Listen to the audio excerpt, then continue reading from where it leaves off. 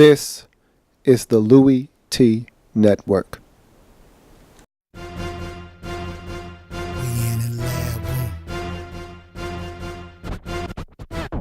Man, I love some football. Man, I love some football. My favorite week is week 1, cause I'm watching football. First comes the preseason, and I don't take a day off. And then it gets even better when your team makes the playoffs. 32 teams go hard for one thing. They work for one thing. That Super Bowl ring. 32 teams go hard for one thing. They work for one thing. That Super Bowl ring.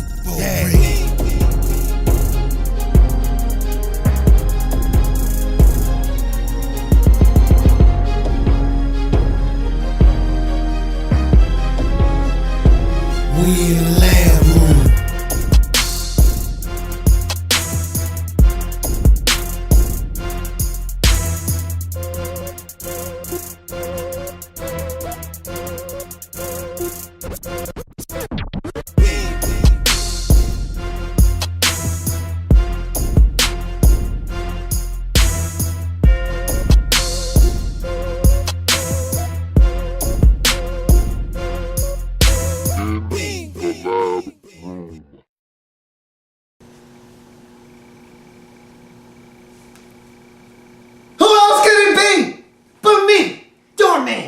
Louie T, welcome. You are in the lab room. I'm your host, Lou. Thank you for joining me. It's Friday. Everybody celebrate! Friday here in the lab room, which means we've got to take a look back at Thursday Night Football. We got a Thursday Night Showcase to break down. Also, later on in the program, Pick 'em Weekly, week number 5 in the National Football League. That's coming at you a little bit later on. But before we can get to that, we got to touch on this Thursday night game. And what did I tell you? What did I tell you, people? I said that Christian Ponder is the man that's going to turn it over 2 times. And I didn't know if he was going to throw 2 picks. I thought I actually said he was going to throw 1 interception, put 1 on the floor. He actually threw 2 interceptions and let Matt Asiata put it on the floor. So this Vikings team, they shared the football in this game. It was wet out there. Eddie Lacy got off. Let's kind of get some structure here. And I want to talk about the Vikings first, because I was disappointed in the Vikings in this game. And not for any reason that you would be expecting me to be. So, look, Christian Ponder is what he is at this point in his career. We understand what he is. He's a guy that will make some plays, but he giveth, he taketh away. So nothing he did in this game surprised me. Who I'm disappointed in, and I'm glad that Teddy Bridgewater didn't play in this game. I said that 3 days wasn't going to be enough. I said that with a high ankle sprain, you need more than 3 days of recovery. And Thursday Night Football, here we go again with that not being enough time. Another blowout. Is that a surprise to anybody? 4 weeks of football on Thursday, 4 blowouts. CBS has absolutely struck out on Thursday night. And it's not their fault at all. None of this is their fault. They felt like they did the right thing by putting all divisional games on their Thursday night slate. It just has backfired on them. That's all. This is no fault of their own. You got week 2, Pittsburgh and Baltimore. That's supposed to be a thrilling rivalry. They gave us a great game last year on Thanksgiving. Remember that? It didn't happen this time. Steelers were dominated. Ravens get the win. Then you go to week 3. Look, the Buccaneers were a train wreck before that game even got underway. How was CBS supposed to know that Josh McCown would come in and stink it up and that the Falcons would ambush them 56-14? They didn't know. They didn't know what they were walking into. Week 4, how were they supposed to know that the Redskins team that put up 41 2 weeks prior against Jacksonville and 34 the week before against the Philadelphia Eagles were only going to muster 14 and give up 45 and throw 4 interceptions and have 6 turnovers? How were they supposed to know that? They weren't. And the Giants came in and throttled the Redskins 45-14. They didn't know. CBS didn't know. So you go to week number 5 and they're thinking, all right, we got to get off the schneid here. Packers, Vikings, Teddy Bridgewater, oh my, we got something here. And then Teddy gets that ankle injury and he's not able to go. 3 days wasn't enough. So you get Christian Ponder. And I pondered as to how bad this game was going to be. I said, hey, if Christian Ponder has to play, I expect this one to be an easy victory for the Packers, and they did not disappoint me. But let's talk about the Vikings quickly. I was disappointed in the Minnesota Vikings because of the game plan that they put forth for Christian Ponder. I don't think they put Christian Ponder in the best situation to win this football game. They didn't put him in a position like they did Teddy Bridgewater a week ago against Atlanta. In that game against Atlanta, Teddy Bridgewater had a lot of short throws to start the game. A couple of bubble screens to Jarius Wright, one pop for 54 yards. They end up getting in the end zone to start off the scoring. Got him into a rhythm. He got comfortable. Big things happened for them. They scored 41 points en route to a victory. They didn't do that for Christian Ponder in this game. I thought that they were going to showcase CP84, explosive athlete, get the football in his hands. I thought that they were going to showcase Jarius Wright, get him the football out of space like they did last week. And of course, the secret weapon, Jerick McKinnon. I said, they're about to unveil him to the entire world on the national stage. They put him back in the box. They said, no. We're not going to show. If Teddy's not playing, we're not showing the secret weapon. You don't get to see the secret weapon. They put him back in the box, and they didn't take him out of the box until the second half. Well, the game was over in the second half. So I felt like that was a waste of Jerick McKinnon. That was a waste of the secret weapon. So I was disappointed. I thought they would come out, short passing game, get Christian Ponder into a rhythm, and then try to ease their way down the field and try to hit Greg Jennings for a couple of dig routes over the middle of the field and kind of soften up this Packers defense for something up top to one of these explosive athletes. They didn't do that. They had Christian Ponder all over the place. No short throws to get him acclimated into the game. Matt Asiata struggled on the ground, and I thought the Packers did a great job of loading up the box and forcing. And this is they know Christian Ponder. This isn't a secret to them. They know Christian Ponder. They've been playing against him for the last 3 or 4 seasons, so they know what his kryptonite is. Stack the box, stop the run, make Christian Ponder beat you. If he does, you tip your cap to him. Most times he's not going to beat you, however. So they did that. They did their job, did the Packers defense. They stopped the run, they made Christian Ponder beat them, and he could not do it. So disappointed in the game plan for the Minnesota Vikings. Let's talk about the Packers in this game. I thought they did a wonderful job of scoring points. And they came out, and defensively, I really wanted to see this team dominate Christian Ponder. I said that yesterday, that if Christian Ponder was playing, I needed to see total dominance by this football team. And you knew the offense was going to show up. And I wanted to see Eddie Lacy. I talked about that yesterday. I got Eddie Lacy. Eddie Lacy looked like a man amongst boys last night. He was awesome in the game. And I thought that running attack that they got is what the Packers were aiming for when the season started. And so to me, the totality of what you saw from the Packers last night is exactly what they want to do each and every single week. That's the blueprint for success for the Green Bay Packers. Run the football with Eddie Lacy and James Starks. Go play action fake off of that. They hit a big bomb to Jordy Nelson off a play action fake for a touchdown. Spread the football around to all of your receivers, all of your targets. Jordy Nelson had a big touchdown, like I just mentioned. You also had Randall Cobb with the touchdown. You also had Devontae Adams. Congratulations to him for his first career NFL touchdown. He gets in the end zone. Eddie Lacy got in the end zone. It was a big party, and everybody was invited to the party. There were a lot of Lambeau leaps to go around. Jake Pep gets a pick 6 to the crib. Man, is he in great shape or what? I'd love to see him impact the game a little bit more from a rushing standpoint, but the guy's in magnificent shape. And he catches the football, takes it to the crib. They pick off Ponder on another. Lattimore picks him off. And so that sets up another touchdown for this Packers team. They dominated this game in every facet. They forced a fumble of Matt Asiata. They did everything defensively that I was looking for from this team when the season started. This was the Packers team that I was expecting to show up week 1 versus the Seattle Seahawks. This is the Packers team that I was expecting to show up week 2 versus the Jets in the home opener. This was the Packers team that I was looking for in week 3 versus the Lions in Detroit. I didn't get this Packers team until week 5. Even last week, the defense was still subpar. The offense was stellar. This week, you got everything on full display. Defense showed up, forced turnovers, scored points. Offense had it on tilt. They ran the football.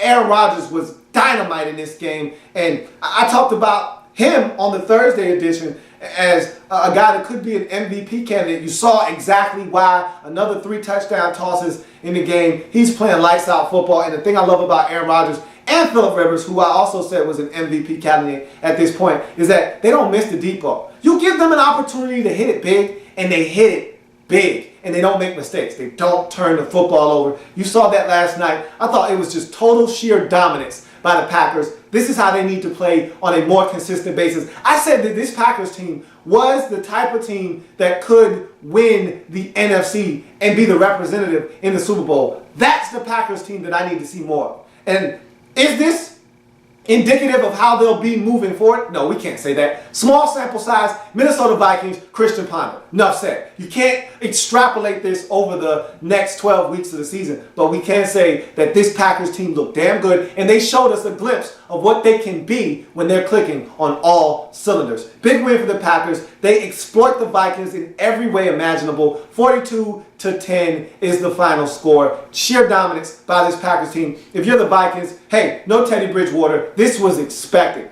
Maybe not 42-10, but this was expected nonetheless. I did not expect you to win this football game. I didn't even expect you to be close because Christian Ponder isn't going to afford you the opportunity to remain close in a football game like this.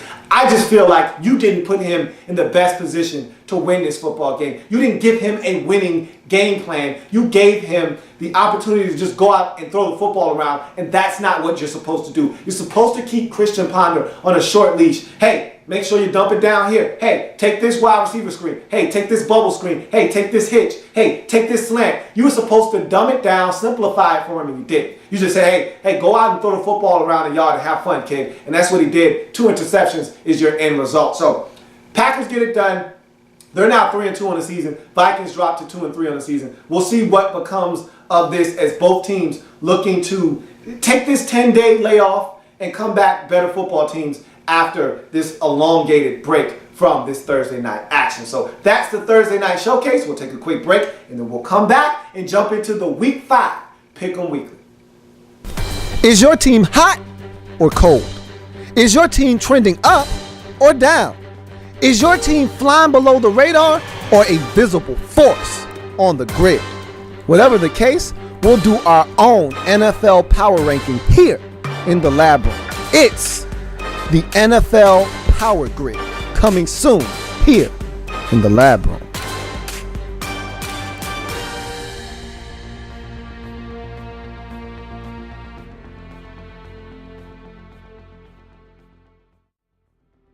Week 5 Pick'em Weekly here in the lab room, and before we can even jump into week number 5, and I'm excited about it, we got to look back at number 4. In week 4, mercifully, I have to look back, and this one stings. You know why? Because at halftime of the 1 o'clock games, man, I was sitting pretty. I felt good. You know, I had already come into the week down 1. Redskins were clobbered on Thursday Night Football, so I was already in the hole 1 game. But as far as picks were concerned, man, I was looking good, man. I was cleaning the table off, man. I was cleaning it up. Bears looked strong in the first half. They were trailing, but they looked strong, and they looked like they could steal that game at home from the Green Bay Packers. The Steelers were in a battle, but I said, man, it's Tampa Bay. It's Pittsburgh. They'll win. Cut your nonsense out. So I felt good about where I was, man. You couldn't tell me nothing.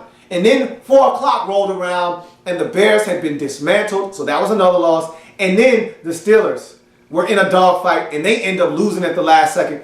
Just like that, I go from 1 loss to 3 losses, and it didn't get any better. I thought that the second half of games and the subsequent Monday night game, I thought that they were harder on me than the first half of games, because even after all of that nonsense transpired with the Steelers and the Bears, I had only lost 3 games. If I clean the plate down the line, I can hold my head high with 10-3.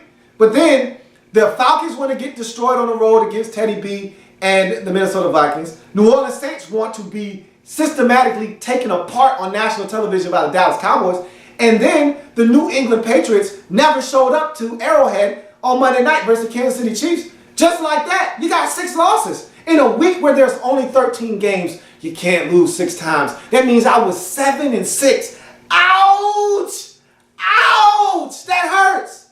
And I'm not gonna lie to you, my standards are extremely high. I've been terrible this year. And this is a byproduct of the NFL just being a week-to-week league. You just don't know what you're getting from week to week. But I got to be better. I don't want to make any excuses. I need to be better. And this week right here, I am staking my claim. I am making a declaration right now. I'm sticking my flag in the ground. I am holding it down in week number 5. Let's jump into these picks. I'm already 1-0. So I feel great about my weekend right already off the bat. Look, I can't brag about being 1-0. Everybody should be 1-0 right now. Everybody should have picked Green Bay. So I didn't do anything special there. All I did was get a W on the board. And you know, I'll take that W in a heartbeat. Something that has avoided me a couple of times this year already on Thursday night. So, hey, I will take my W gladly, and we'll move on to Sunday. Let's jump into these games. Chicago at Carolina. 2-2-2 football teams. Panthers coming off of 2 shellackings. One at the hands of the Steelers, the other at the hands of the Ravens. Luckily enough for them, this isn't an AFC North opponent. Meanwhile, the Chicago Bears, they're coming off of a beatdown of their own at the hands of the Green Bay Packers. So both of these teams licking their wounds. The one thing that the Chicago Bears have going for them right now is health. And they're not the cleanest bill of health team right now, but the Panthers, man, they're the walking wounded right now. Their running back position has been depleted. Cam Newton is going to be injured for the entire season. The key for me in this game, though, is the Panthers' ability to bounce back defensively. If the Panthers can stop the run, something they failed to do this season on a consistent basis, if they can stop the run, though, and force Jay Cutler to beat them, Jay Cutler will turn it over 2 times in this game and give them an opportunity to win. But if they can't stop the run, and the Bears have run the football tremendously, especially last week against the Green Bay Packers, they were outstanding running the football. If they do that against the Carolina Panthers, they will win this game because that'll set up play action fake, and that'll allow Jay Cutler the time to get the football to those big targets. And the Panthers in the secondary, they're still suspect back there, as we saw Steve Smith and his cohorts take them apart in that secondary. So to me, it all boils down to the ability of the Panthers defensively to light it up again, to have that spark. And I just don't know if it's there. I don't see them stopping the run. And even if they stop the run, who's getting pressure on Jay Cutler? Frank Alexander, he's gone for 10 games now. He was already suspended for 4. NFL said, hey, we're going to tack on 6 more because you don't know how to act. So Frank Alexander not coming back anytime soon. Greg Hardy, forget about him. He's done. So you can forget about Greg Hardy. Hey, CJ isn't doing anything. Charles Johnson has been non-existent. I forgot he was even on the team. He's been so quiet. So I said all of that to say this. Give me the Chicago Bears on the road to outduel the Carolina Panthers. And I'll give you a little nugget too. The Chicago Bears have been a strong road team this season. They're 0-2 at home, 2-0 on the road. Look for them to make it 3-0 on the road as they look to beat this Carolina Panthers football team. You go to Dallas for the Houston Texans traveling to Dallas to take on the Cowboys in a battle of Texas. The Dallas Cowboys are at home. The key to this game is the ability of the Texans to stop the run. DeMarco Murray is setting ablaze the National Football League as the league leader in rushing yards right now. He has set the table for this Cowboys team. Without him, this team might be 1-3 right now. But because of him running the football the way that he has, this Cowboys team has leaned on him, and that has afforded Tony Romo the opportunity to take a back seat, not have all the pressure on his shoulders. And he's got targets. So you go play action fake. You look up, Terrence Williams is on one side, Des Bryant is on the other. You got Cole Beasley in the slot. And don't forget about the future Hall of Famer, Jason Witten. They've got targets everywhere. They're running the football effectively. This is a dangerous football team. And oh yeah, by the way, defense isn't playing half bad. Don't know if the Texans are going to be able to do anything to change that. Give me the Cowboys at home to beat the Houston Texans, run their record to 4-1. Buffalo at Detroit. This is a really tough one right here. This is one of those ones that's a toss-up because the strength of the Bills kind of combats the strength of the Detroit Lions. You've got a high-powered offense on one side in the Detroit Lions and a very stingy and funky and nasty Bills defense that can get after you and force turnovers. So here's the big key in this game.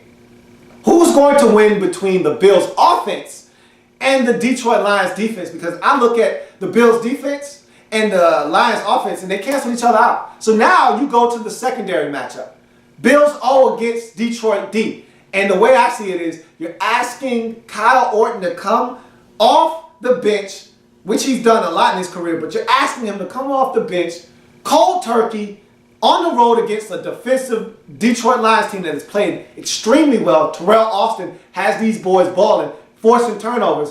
I expect the Detroit Lions to be able to do enough defensively, maybe even sprinkle in a special teams player or so, and have Matthew Stafford in that offense do just enough to get the win at home. I'm taking Detroit to get this win. You move on to the next matchup. Baltimore at Indy. 3-1 Ravens, 2-2 Colts. They've been playing better football of late, but it's not hard to play better when your last two opponents have been Jacksonville and Tennessee, respectively. They've cleaned up on some AFC South garbage. And so right now the Colts are playing with a little bit of confidence. They're going to be tested in this game, however. But they're at home. I like Andrew Luck in the way he's playing football right now. He's spreading the football around to all these targets. The Ravens aren't a team that's going to score 38 points every week. I think that was an anomaly last week against Carolina. I think that point total comes way down, and I think it comes down far enough that the Indianapolis Colts can get this W. Now, I will say this. The Colts don't get any pressure on the quarterback. So the key for them, stop the run. Don't allow Justin Forsett and Lorenzo Taliaferro get off on the ground and take pressure off of Joe Flacco. Make Flacco beat you with his right arm and somehow, some way generate pressure. I don't know how, because the Colts don't get enough pressure for me, but somehow, some way, I see Andrew Luck pulling this one out at home. Give me the Colts to win this football game. You move on to the next matchup. Pittsburgh at Jacksonville. This one was supposed to be a slam dunk. This was supposed to be a layup. Okay? This one was supposed to be an easy deuce. I wasn't even supposed to have to break this one down. I was supposed to be able to say, give me Pittsburgh and move on. But because the Steelers are a very undisciplined team. We saw that last week with the penalties. We've seen it throughout the course of the season with the penalties. Because the Steelers played down to their level of competition, we saw that against the Cleveland Browns when they almost lost in week 1. We saw it last week when they did lose to Tampa Bay. Because this Steelers team is inconsistent and an anomaly right now, you got to talk about this game. But I said all of that to say this. Yes, Blake Bortles was lights out last week on the road against San Diego in the first half. If he can do that over 4 quarters, the Steelers are in some trouble. This is his home opener. Why can't he do what Teddy B did in his home opener for the Vikings and get a win? It could happen. We've seen stranger things happen this season. I said all of that to say I'm still picking the Pittsburgh Steelers on the road to get it done. I believe in this Steelers team. Even though they've got their faults and they're struggling right now with consistency, I'm still on the bandwagon. I still think this is a really good Steelers football team that's going to be able to do more than enough to win this game. Give me the Steelers. You look at the next matchup, Tampa Bay at New Orleans. Don't think about this game in the same light that you did the Atlanta Falcons Tampa Bay massacre 2 weeks ago on Thursday Night Football. This is not the same Tampa Bay Buccaneers team. Okay, Mike Glennon is at the helm and the kid can play football. That being said, the Saints are one of the most lethal teams at home. Now, I'm worried about the Saints. Much like I said about the Packers a couple of weeks, I don't know these guys. I don't know these dudes. And you know what they're going through? I saw these boys shivering last week. They were shivering. They were scratching and itching. You know what they're doing? They're going through Darren Sproles' withdrawals, man. And I saw him, and I wanted to help him out. I really did. But I don't know what to tell him. Darren Sproles is in Philly. You traded him away. So I don't know what to tell you. You're going through those withdrawals. Look, Phillip Rivers went through the same withdrawals. I saw the same look in his eyes that I'm seeing from Drew Brees right now. That same look that, man, I missed a check down for 66 yards. I miss being able to throw a screen and pick up 54. I miss being able to give a draw handoff and get 27 on 3rd and 15. He's missing. He's jonesing for some Darren Sproles. He's not coming back. Make the adjustment. Make the adjustment. They're going to have to figure it out, but they're at home. And even though Tampa Bay has a little bit of confidence right now, I'm not picking against the Saints at the Superdome. Give me the Saints to rectify some things. Don't fix all the problems in 1 week, but they're going to fix some things, enough of them, to get a win at home against their divisional foes in the Tampa Bay Buccaneers. You move on to the next matchup. Atlanta at the Giants. G-Man. G-Man playing some good football, man. Finally, Ben McAdoo's offense is gaining traction with this football team. Eli Manning figuring it out, getting the ball out of his hands extremely fast. The running game is showing up each and every week now. Last 2 weeks, they've looked like a totally different football team. They're forcing turnovers. We saw the turnover fest that they created, that mess they created in Washington last week. They went in, they were a tornado, they tore everything up, and they left the Washington Redskins in their wake. And so now they're looking to do the same thing to the Atlanta Falcons. And the Falcons, we've noticed one thing about this team. Nope, it's not about the offense. The offense is going to do their thing every week. It's not about the offense.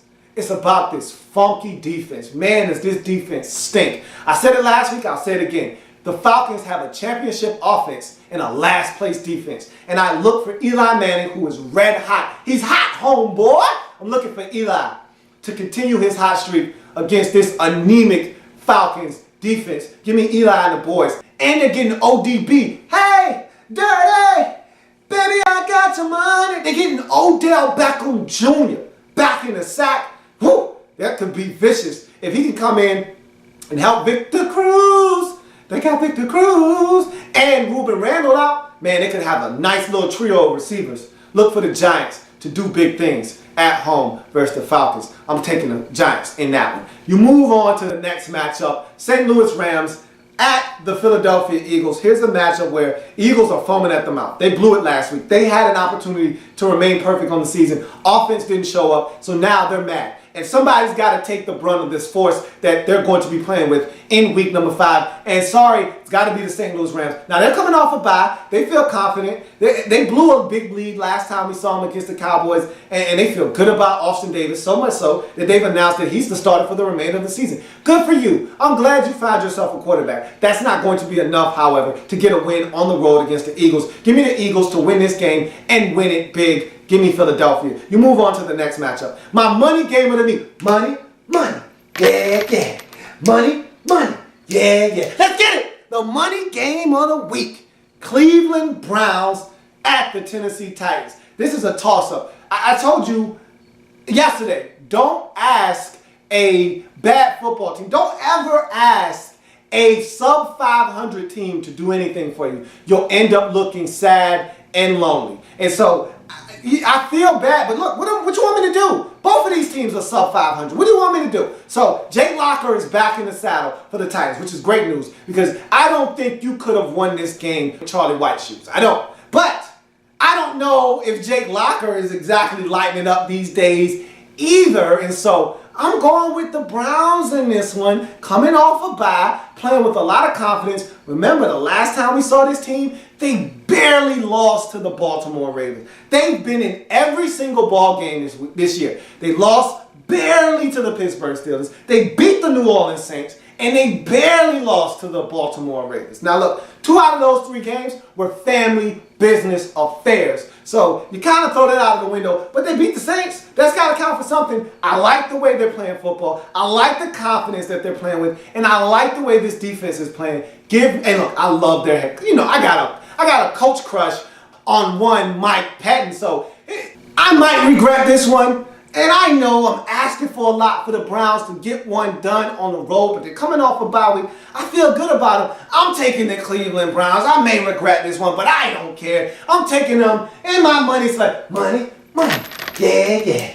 Money, yeah, yeah. Let's get it. I'm taking them in my money pick of the week. Move on to the next game, and this one is my game of the week here in the lab room. 3-0 Arizona Cardinals coming fresh off a bye. They got some bad news. Carson Palmer has had a relapse with his nerve in his shoulder, so don't know when he'll be back. He's looking for another opinion. Nonetheless, they're going to keep going with the hot hand that is Drew Stanton as they march into Denver, who is also coming off of a bye week. They're 2-1, coming off of the loss at Seattle the last time we saw them. I expect this to be a great football game, but again, it's Mile High. It's Peyton Manning. I don't know if I still don't trust Drew Stanton.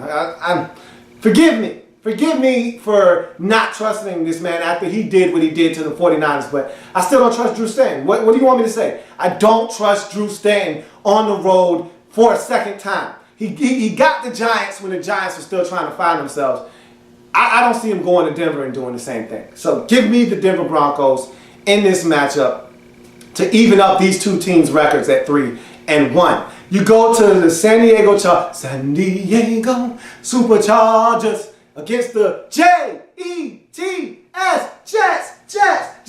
And this is my Soul Survivor pick of the week, so you already know how I feel about this. I'm going with the Chargers. I'm going with the hot hand. I'm going with Phillip Rivers, who I think right now is playing lights out football. Right now, to me, he's playing the best of any single player in the entire National Football League. The Jets have troubles and struggles of their own. They're having problems at the quarterback position. They don't know what they want to do.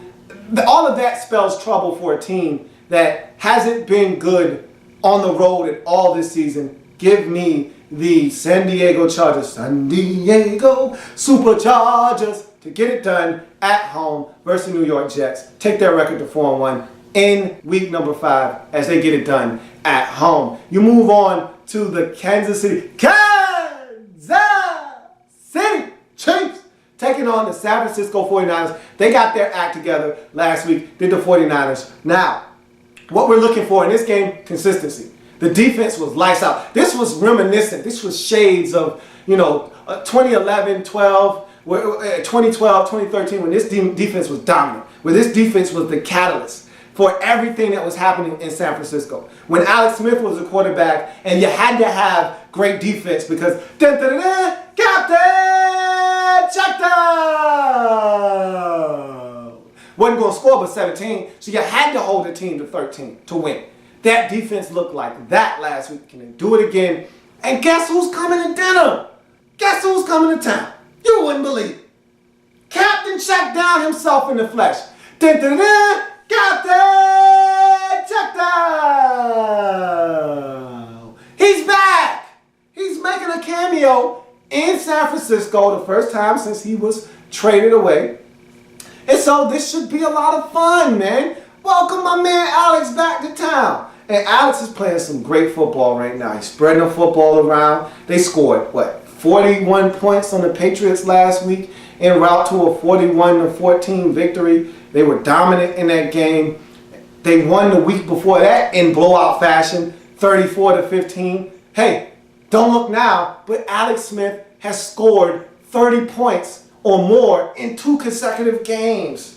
When does he start doing that, huh?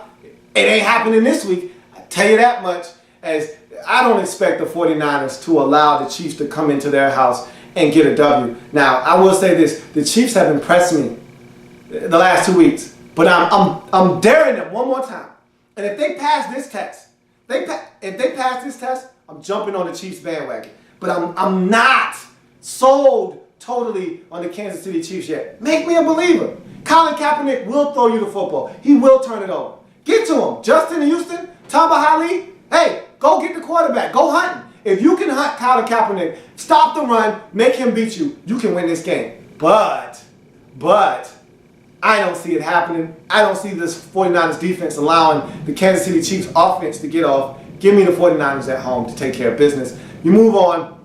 Sunday Night Football, Cincinnati Bengals, coming off a bye week, 3-0, one of the 2 last remaining unbeatens in the league, traveling out to Foxborough to take on the New England Patriots. And we haven't seen the Patriots in this state in a defenseless position in over a decade. And right now, the Cincinnati Bengals have to have conflicting emotions about this game right now. On one hand, they've got to be ultra confident. They're 3-0 on the season. They've been ransacking opponents, and they were able to watch the film. Hell, they probably watched that Patriots game live on Monday Night Football and saw them being systematically taken apart by the Kansas City Chiefs. So they feel like, why can't we do that? We're better than the Chiefs. We should be able to take this team out and take them to the back of the woodshed and beat them like they stole something. But on the other hand, you gotta feel, even if it's a faint thought, you've got to feel like it's Brady, it's Belichick. Everybody's doubting. For the first time in a long time, everybody's against Brady and Belichick. How do they respond? I don't really know. And that unknown scares the hell out of me. Because I want to just take Cincinnati and run with it and say, hey, Patriots, prove you're not garbage. Prove it. Prove you're not washed up. Prove it. Prove you're not old. Prove it. But at the same time, I also want to say, man, hey, that's B&B Factory over there, man. That's the B&B Factory. I don't mess with them boys, man. Brady and Belichick, I try to stay away from them dudes if at all possible, man. They're dangerous. You start doubting them, you start questioning them, and all of a sudden they explode, man. I don't know, man. But look, I'm on board with Cincinnati right now, man. I'm riding with the hot hand. I'm riding with the team off their bye week. They had a chance to get away from football, mentally clear their minds, and physically get healthy. I just like what the Bengals are doing right now. And I like their ability to put some pressure on Tom Brady and force him into some more mistakes. He was careless with the football last week. The Cincinnati Bengals are saying, why can't we force him to be careless again? I like the way they're playing football right now. I don't know if, hey, Darrelle Revis, like I said, that's a resort. And I think A.J. Green already booked a room at that resort. Hey, give me Cincinnati, man, to take care of business on the road, off the bye week, to go and improve their record to a perfect 4. And I could pay for that one, but I'm willing to take that risk. You move on to the Monday Night Football matchup, Seattle Seahawks versus the Washington Redskins, in a game that sees the Redskins coming off of that Thursday night debacle, now having a full 11 days between games. And the Seahawks are coming off of a bye week. So it's almost like both of these teams had a bye week in a sense, because Seahawks had the week off. Redskins essentially have had over a week to prepare for this Seattle Seahawks football team. So we'll see what happens. Redskins are extremely banged up. They've got a lot of injuries. Mentally, they're banged up. Physically, they're banged up. This Seattle Seahawks team, they're coming off a big win versus the Denver Broncos at home. They're hungry. They're licking their chops right now because they're coming off of a bye. They see a Redskins team that was assaulted last week, and they're looking to clean up the seconds that's left. I'm going with the Seattle Seahawks in this game, and I'm expecting them to win this one comfortably on the road on Monday Night Football. Give me the Seattle Seahawks. And so that rounds out my picks for week number 5. I feel damn good about them. I'm not going to lie to you. And I feel like I haven't overexerted myself. I didn't reach for any picks, maybe 1 or 2, but I only picked 5 road teams, which means that the home teams are going to take care of business. That's the way it should be. You shouldn't be. And last week, I knew I was asking for trouble because I picked too many road teams. I picked a lot of road teams. I picked the Saints, they lost. I picked the Falcons, they lost. When you go asking road teams to take care of business, that's generally what happens to you, is that you pay for that. And I paid for it. So, you know what? I'm cool with what happened last week. I've come to grips with it. I'm looking for big things in week number 5. So, we're going to bypass the final break and go straight into the extra point. Yesterday, I gave you a what-if scenario. And I asked you, you got a minute and 2 seconds left on the clock. You got to go 87 yards. You got no timeouts. You're in the Super Bowl and you're down 4 points. Who you going with? Who's your quarterback leading you down the field to get you in the end zone for that final score to win the game? Who's your guy? Okay? There are so many quarterbacks in this league. But like I said before, all of them don't have the clutch gene. You know, A-Rod is a hell of a quarterback. He's not clutch, though. You go look at his record when he's trailing in the 4th quarter. See how many come from behind victories he has. He's not a clutch quarterback, but he can get out to a lead like nobody's business. The guys is lights out in the first 3 quarters. You know, half of the 4th as well. But when it comes to the late game stages, yeah, he got it done against the Bears last season when they had to have it. But I'm not hitching my wagon to A-Rod. Drew Brees, I love Drew Brees, but how many times has he been in situations where he's had to take his team down the field and gotten it done? I'm not hitching my wagon to Drew Brees either. What about Peyton Manning? We saw Peyton get it done last week. Team down 7 points, you know, limited resources, not a lot of time, not a lot of timeouts. Took his team right down the field and forced overtime and the 2-point conversion. Peyton was clutch right there. But we've also seen Peyton have a little bit of the Tony Romo-itis as well in late game situations and cough it up. I'm not going with Peyton Manning. The game on the line, this might surprise some of y'all. This might fool a couple of y'all. You know, what? Who? Game on the line? And I've said this before, so maybe some of you who have been paying attention know exactly where I'm going with this. But game on the line, I got to have it. No timeouts. I'm going with Joe Flacco. Joe Cool. Going with Joe Cool. Joe Flacco. Right on your behind. Joe, to me, in pressure situations, man, the dude is cool as the other side of the pillow, man. I swear, if I took a syringe and I stuck a needle in his arm and I pulled it out, it wouldn't be blood. It'd be ice water, man. It'd be straight ice water in his veins, man. The dude is rock solid with the game on the line. You can't even, he's got that Eli Manning demeanor when the game's on the line. You look at his face, and Joe's stoic. Until he throws that touchdown pass and gives you one of these. Yeah! But until then, Joe is just as cool, man. With that unibrow, giving it to you. Down the stretch, Joe's my guy, man. I can't wait to give you another what if, and I can't wait to hear more of your responses. As at the production of this video, I didn't get to see all of your responses, but I know what I'm gonna do next time. When I give out one of these, there'll be a lengthy period of time so that I can see all the responses and talk about them on the air, but I didn't get a chance to do that today. But I will look at those responses, and maybe I'll even come back and mention a few of them on the air the next time we meet. So until that happens, have a good one. If it happens in the National Football League, whether big or small, we cover it all here in the lab room. Enjoy the football, enjoy the weekend, enjoy the college football, enjoy the NFL, and come on back when we break down all the games in week number 5 in the National Football League. Have a good one. Be safe. See you on Monday. In the lab room.